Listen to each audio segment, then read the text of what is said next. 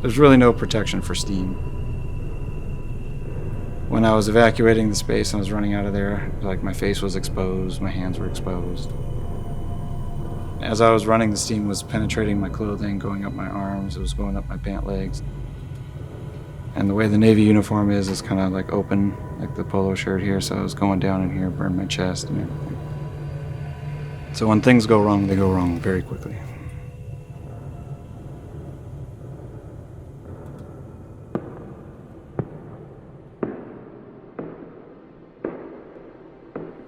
I met Michael at a club in Guam, and he was with his shipmate.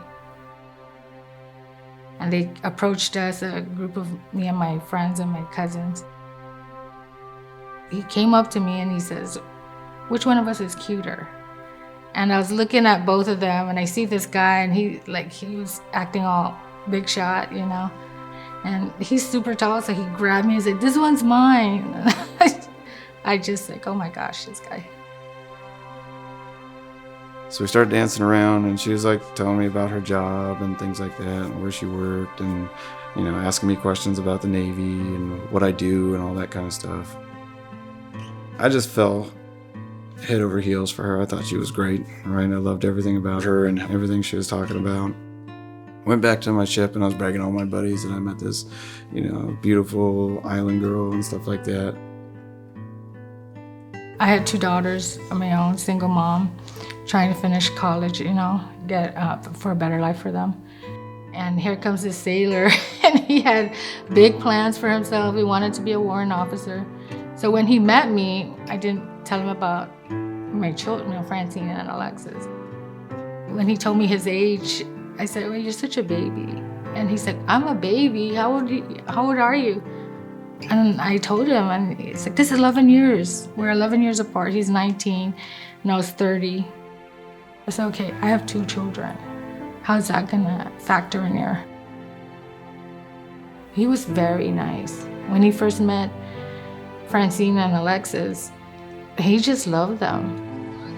And he wants to be in their life. He wants to be a dad, But wouldn't that be a nice thing to have a mom and a dad for these girls? And you'd have a better chance. She was older than me, so I saw like a more mature person, right? And she knew what she wanted to do in her life, and she had goals and everything that she wanted to achieve. And I just saw myself as somebody that could, love her and support her and help her achieve her goals, and she could help and support and love me and achieve my goals as well. We met in November, I proposed in March, and we got married in April. And I wasn't concerned about it. I thought everything was going to be fine. A year later, we had Mackenzie. That was, 2004, Mackenzie was born. And then I was promoted to second class petty officer. And then in June of 2005, everything was going perfect. At the end of November, December, we went on our last training mission, and that was to do the training day. And then, December 1st was the boiler explosion, which changed everything.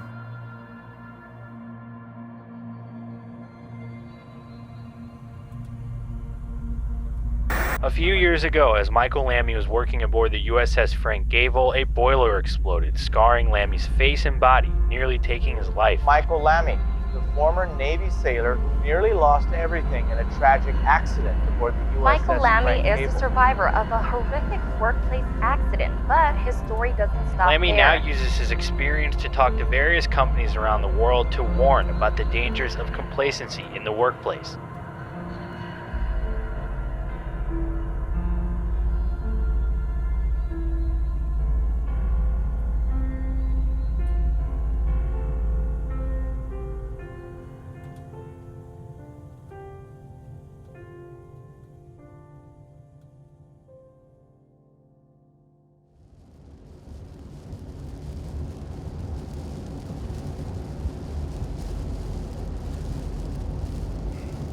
I think of Rose as kind of like a soldier, right? So when things are chaotic, she is calm and focused, right?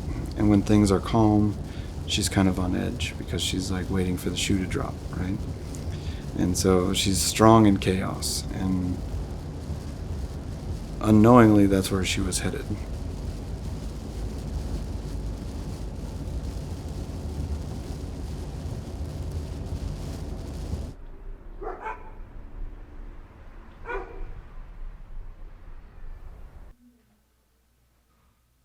So tell me your name and where are we right now? My name is Rose Lammey, and we're in San Antonio, Texas.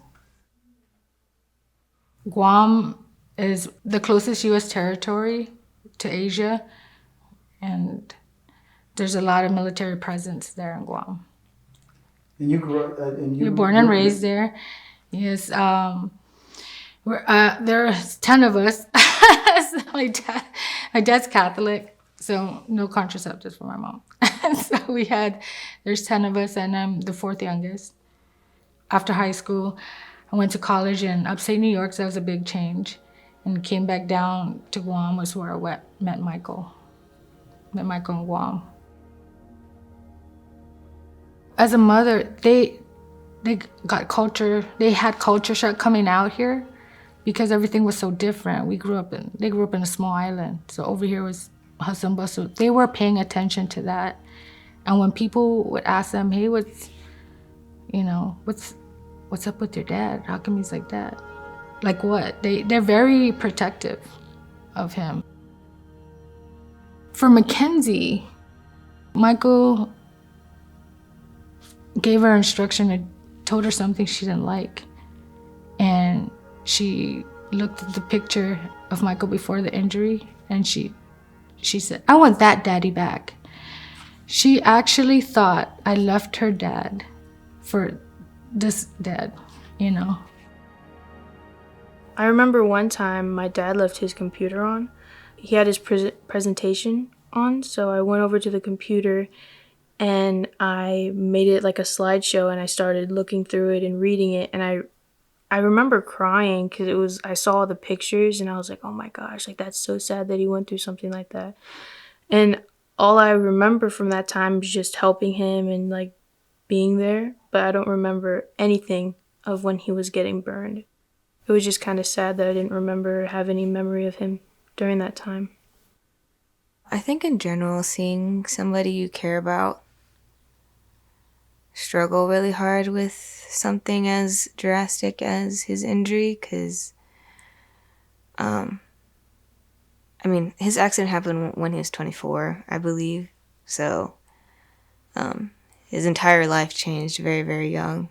And so, seeing like the emotional distress he was going through, and what my mom was going through, it kills you emotionally, I think. Like, that's like something you kind of just got to deal with. I used to be very, like, kind of protective of my dad in a way. So, like, anybody that would look at him, I would just shoot the ugliest look at them, like, until, like, later I realized, like, it's bothering me in a more hateful way than he's interpreting it. And I'm just like, okay, as long as it doesn't hurt you, I'm okay. But again, we only know so much about the battle people are having on the outside versus what's going on in here. My continued mental and emotional struggle through all of these things, and my constant changing. I would continue to change throughout the entire process. I would go through these different cycles, right, where I would be happy for a little while and everything was going great, and then all of a sudden I would fall into these depression things. And your kids are like little video cameras, right? They just record everything that they see all the time, and I think all of that impacted them. He's starting to think about stuff, and now just not rush to the kids have this or we're going to do that. He's home and he's relaxed, and then I guess that's when the demons come, and it was well, everybody was grown through that. He was still back there in his mind. That confused everybody because we were in a different level already. In the midst of all the pain, you you start questioning, is it worth it? Should I just, take more medication and knock it out, right? Just call it quits. And I don't want that to be part of my children's story, and I didn't want that negative cast on anything. So I had some deep personal conversations, with myself and God, and kind of came to an understanding that I would continue to perform the best that I could day to day, every day that I was here. And if something were to happen and I'm not here, I've made sufficient preparations to care for my family after I'm gone. And while I am here, I will just focus on them and do the best that I can.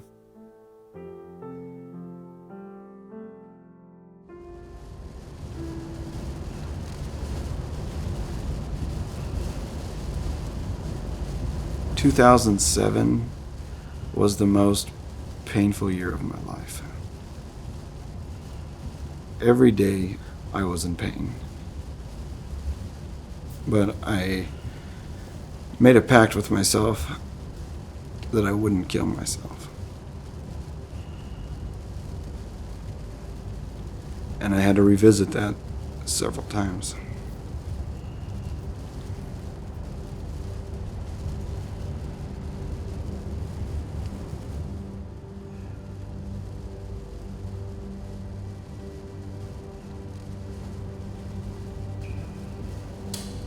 I got injured relatively shortly after being baptized and being married and stuff like that. So I started to question, is this a punishment of some sort, or why me kind of thing? And it just kind of sent me on this deep internal search for meaning and why am I here? Why am I experiencing all this pain? What is it for? And so I belong to the Scottish Rite here in San Antonio, and I am a member of this beautiful building. After I was injured, I found a couple Masons and we were talking.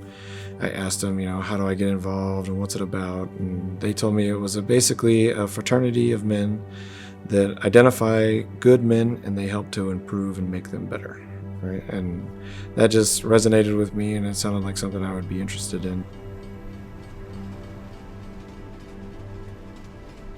I was born in Greensburg, Kansas. My family background on my dad's side is all farmers, so we're all from the farming industry. My dad is the generation that moved out of the fields into the kind of warehouse stuff. We stayed down there for about 7 years. I lived in Kansas doing that stuff, and then we had a house fire, and we decided we had to move, right? So we went back to live in Minnesota, which is where my mom is from originally. So I lived up there until I graduated high school in 2001. And then when I was in high school, I got to skip class one time and go talk to the Navy recruiter. And when I was talking to the recruiter, he was telling me all these different sea stories and all the ports and visits and everything like that. And I was like, that sounds perfect for me. That's what I want to do, is travel. And right after graduation, I graduated on the 3rd of June, and June 18th, I was in boot camp in Great Lakes, Illinois. After I graduated from A school, I received orders to Guam, and I was stationed on board the USS Frank Cable. My relationship with Michael when I first got to the ship was, we were, work comrades. That's really it.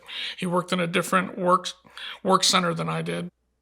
He was what you see when you look at the poster of somebody that says join the Navy. And I admired that about him. And yeah, I want you to be as smart as I am, and I want you to think about how you do things. But if you're going to stay in the Navy, you need to follow Michael. Me and Michael became extremely close because of everything. Before this happened, me and Michael, we worked together, and that was really about it. After the whole incident, me and him and his family became very close. We helped each other, grasp the gravity of everything that happened. Take me through that day. What was different the day of the accident? Late 2006, the Frank Cable was gearing up to do some of its routine inspections that it has to qualify for the ship. It was a Friday. We were pulling back in. As soon as we got shut down and got everything done, we were supposed to get liberty and go off, and the ship was having steak and potatoes night on the pier for everybody. At that time frame, I was actually the LPO, the leading petty officer of the space. So Michael was essentially my number 2 guy. Out of everybody that worked down there, I was the highest qualified person. Because my entire time in the Navy, I had worked on those 2 boilers. So I knew them backwards, frontwards, top, down, left, right. I don't remember who came up to me, but somebody came up to me and said, hey, there's water dripping out of the bottom of the boiler, and that's not normal. The boiler was steaming, and there was essentially like a good faucet-sized steady stream of water pouring out of this boiler. So I immediately knew there was a problem, and I immediately knew we had a leak somewhere. The maintenance check that we had to do for the boiler was a pressure check. So you overpressurize the boiler and make sure the safety valves lift and bleed off the excess pressure to prevent a boiler explosion. It was actually scheduled to be torn apart that following Monday. So this happened on a Friday.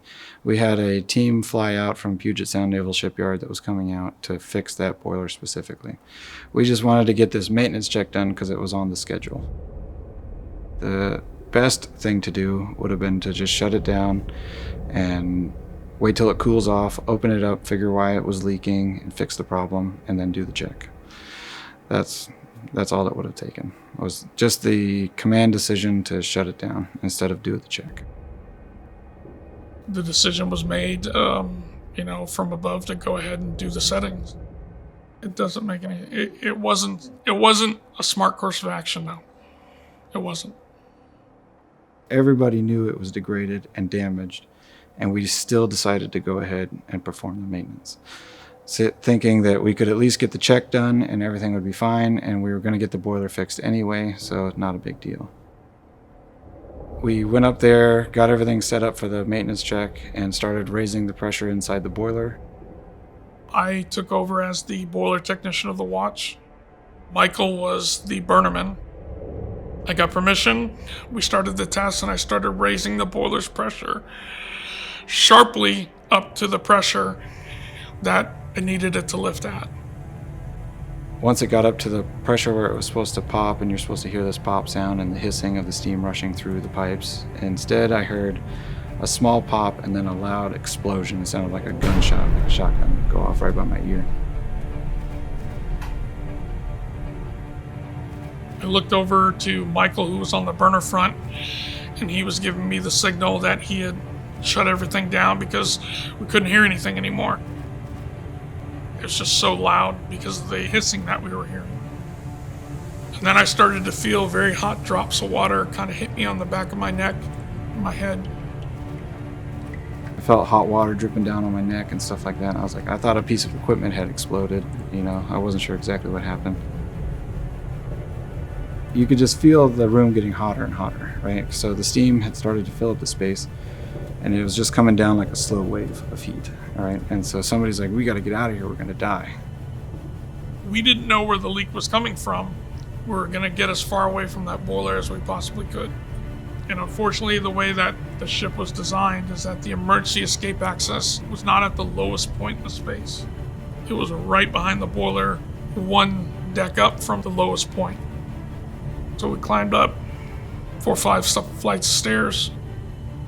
The higher you went, the hotter it got. And it was superheated steam, about 720 degrees is what they operate the boiler at. And at that point, you can't really see the steam anymore. It just looks like heat waves. So I was running through that, and then everything started to go dark. And then my body the adrenaline took over, and I just shot up the last ladder well that I had to go through there. And there was 2 guys standing in this little vestibule. So I pushed him out of the way, and I put my hand up on the door to push the door open, and I saw the skin on the back of my hand flap off. Right, so I put that down, and then I just threw my body into the door and popped it open, and then we all just ran out of the boiler room to the back of the ship. Everybody was just in shock. Really didn't know the circumstances of what happened. Everything happened so fast. From the time the boiler exploded to the time I was on the back of the ship was about 45 seconds. There was 6 of us down there, and everybody escaped the fire room, and everybody received different levels of injuries based on their station and place at the time of the explosion. It's pretty crazy to be, and I was young by a lot of standards, but I was 28 years old, and that's a weird time in your life to be confronted with your mortality.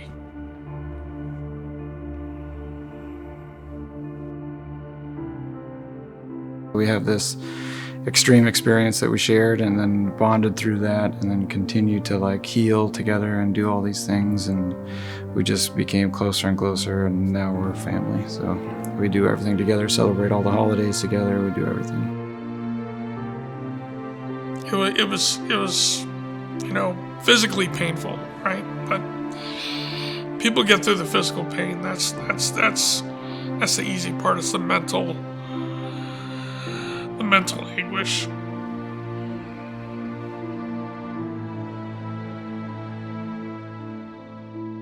Get the hair out of your face. Again. You're gonna punch yourself out. You're gonna give yourself black eye. Name, rank, and serial number. My name is Mackenzie Rose. My rank, youngest one. And my serial number is Chocolate Yucky Charms. I mean Cocoa Crisp.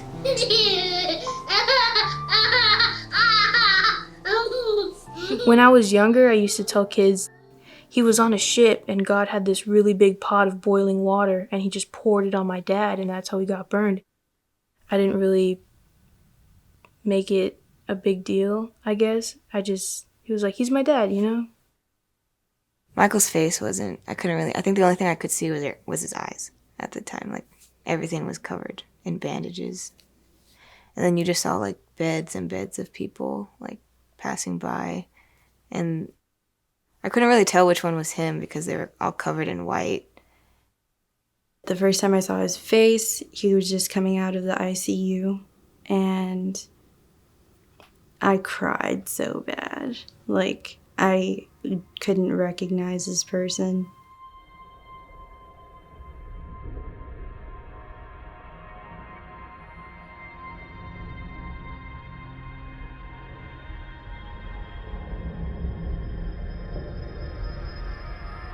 I couldn't change the world, couldn't change the way I looked. The only thing I could change was my mind. So I went to work.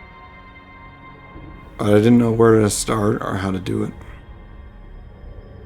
So I continued to just like stumble through everything, right?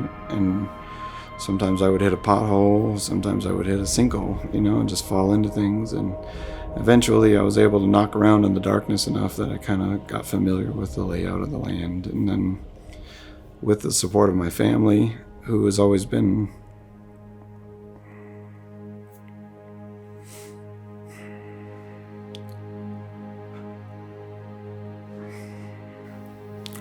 my light.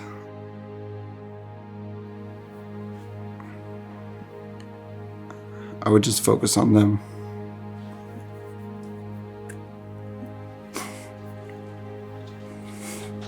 Yay, you did it! Good job, okay. Good job.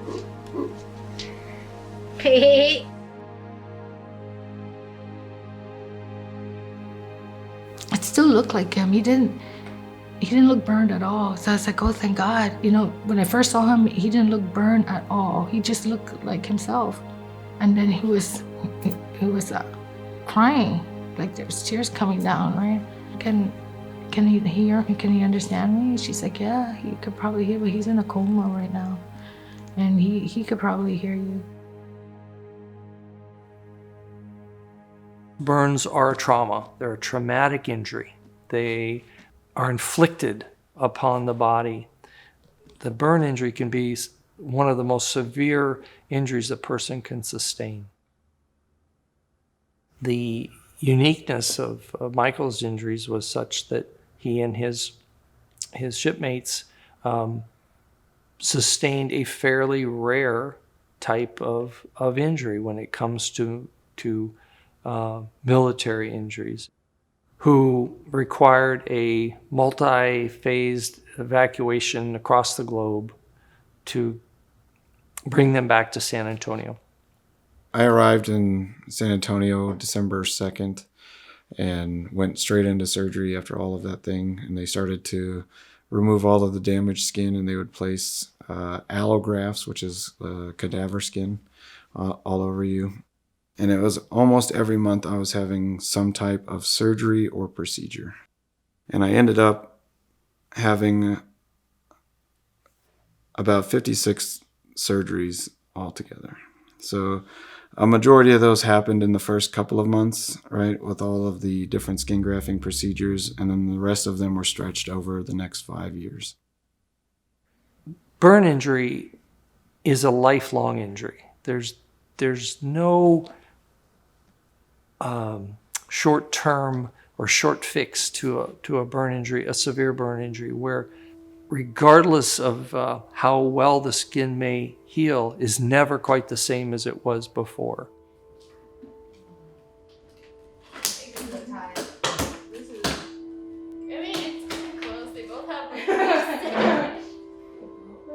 Seeing him go through surgeries was hard because he hated them. And having to see my mom struggle to like understand his pain, but like she can't. And then just seeing her struggle to be like a caretaker for him in those times is really hard. I don't know. Shuffle again. Then I was discharged from the hospital the last day of January, beginning of February, and discharged into my wife's care. So I went from having a team of caregivers to having my wife as my sole caregiver. And everything that would take like 3 to 4 hours in the hospital with a team of doctors and nurses took my wife almost 10 hours to complete by herself. And so it was just a grueling process for her to have to go through all of that stuff, and I couldn't help with anything. So she had the stress of, taking care of this giant patient who was like a baby and had no ability to do anything, while also having to raise the kids and do all that stuff at the same time. So I think that gave her a strength, an inner strength that she didn't realize she had, and kind of brought that to the front. It wasn't anything spectacular. I was just taking care. I was just doing a duty. I love my husband, and I just took care of him the best I knew. I just tell him, it's gonna be okay, it's gonna be okay. It's gonna be, and then he just started getting better. As time went on, things got easier and easier, right? Eventually the pain did subside, and I grew stronger. I grew more tolerant of the pain, right? I was able to handle it mentally. And from that point on, I decided that it was like a personal development thing is what I needed to do. So luckily, YouTube became a thing, right? And so I just started Googling like self-improvement and personal development and stuff like that. And I found all these motivational videos, and I started watching that. And it really helped me like build myself up, right? And realize like, okay, I'm here for a reason, but I don't know what the reason is. So I'm just going to continue forward, and eventually I'll figure out what it is.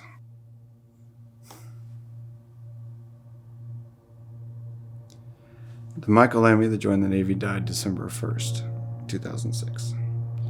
The Michael Lammey that's here now is a completely different person. So while there are a lot of parts of me that are the same, I'm still married, I still have my children, everything about me is different, right? My old personality, my old life was taken away, and I had to rebuild it.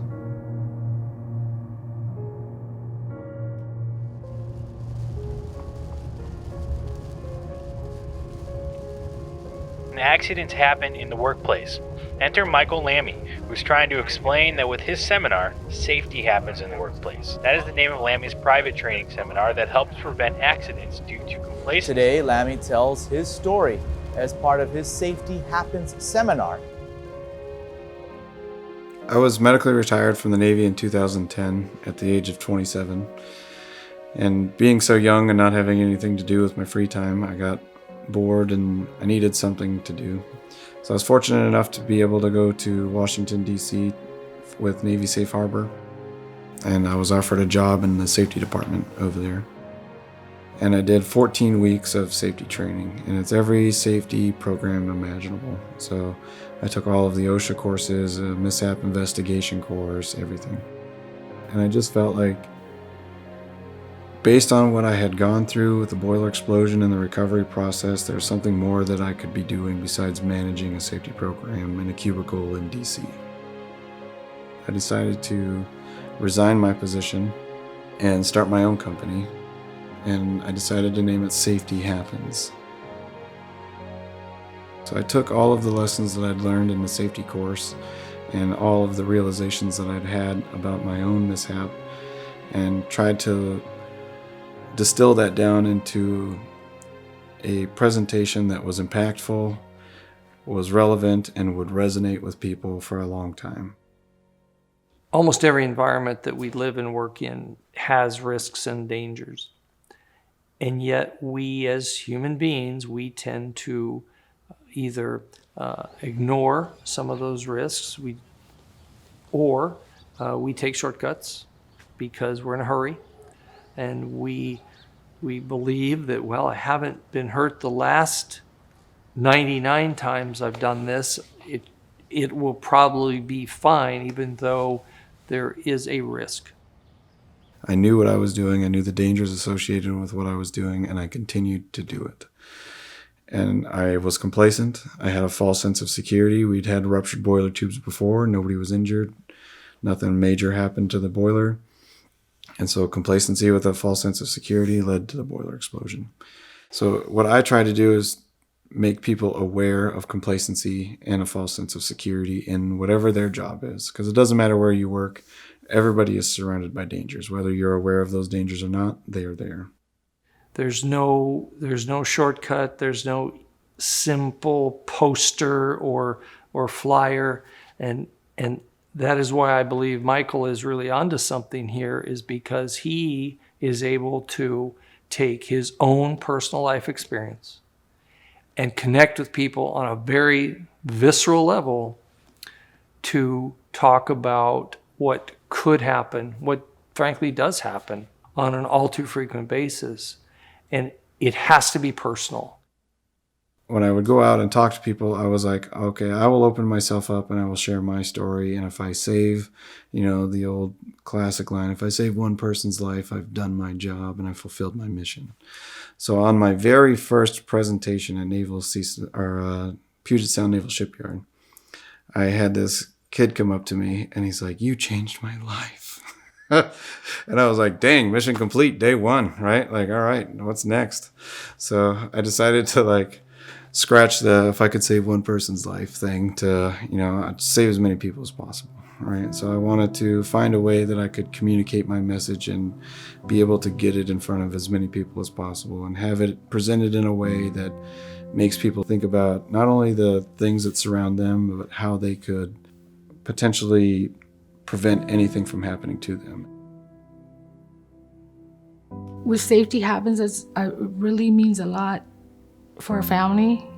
Michael didn't realize it at first, but did he get to talk about it and help people understand his accident? He never blamed anybody but himself. And the fact that he got to talk about it and help people stay safe, and show them our life. At first I wasn't on board with that. I don't know, those are our pictures, those are our story. Maybe you just talk about you. And he said, no, I think people need to know the family's impact on that. So I really like that he started that because he helps other people. And I think that's a good thing. I was fortunate enough to get married to the right woman that was willing to stay with me and take care of me through my transition process. We had beautiful kids that were there to support me. Without Rose, I wouldn't have been able to get my service dog, Stan. And during my training period with my service dog, I met another guy that introduced me to Jamie Feely up in Nantucket. He was a lot of the driving force to get everything moving with Safety Happens. As one of his early clients, where he came and visited with my company, a construction company on Nantucket, and we filled a room with my employees and with some of our subcontractors, and he came in as a consultant and gave us a presentation about safety practices. And he's just this incredibly genuine human being. He's a guy, I think, who's decided a long time ago that he wasn't going to be a victim, and he was going to be somebody who just shined through the difficulties in a graceful way, in a positive way, and I applaud him for wanting to package this experience up in a way that he can pay it forward, that he can do something positive with it and make sense of it in that way, and that's what he's doing with Safety Happens. And he's actually, I consider him one of my closest friends now, so it's been great getting to know him on different levels over the years. I try to tell people that had I taken personal responsibility for my own safety at that time, instead of giving it to the leadership or the other people that weren't as intimately involved with the boiler operations as I was, I could have taken that responsibility and stopped the whole thing from happening. So that's why I decided to get out there and start sharing my story to help prevent as many accidents as I could. We knew a lot of families and other injured military people who, unfortunately, their families fell apart, or their wives or husbands left. And I think we were one of the very fortunate ones that, we're still together through the whole thing. And I feel like right now as a family, I think we're actually starting to hit the nail on the head with more of the emotional stuff that we haven't really dealt with properly in the past. Sometimes I think, why was it him? Why is he suffering? In all the ways that we can't even see. But now, I think, because he's the only one that can do it. I don't think anybody around him could have opened the door that let him out. He saved a lot of lives. Mm-hmm. You don't get injured by yourself. You're responsible for your own safety, but you're not injured by yourself. A lot of people come to you, and they're the ones that are hurting with you, And that's our message. I drug my family with me through hell, and I felt really bad about that for a long time, knowing that I had the experience and qualifications to prevent it. But I now know that the reason that I had to go through all of this with me and my family was so that we could all be stronger, and there must be something in the future that this experience was required before something else could be done. I wear December 1st on my face, and people know that, right? I can't escape it. Every time I go anywhere, this is who I am now, right? So I will take that day with me for the rest of my life, and I want to help people be confident enough to stand up, take responsibility for that, and so that they don't have to suffer through what I am going through.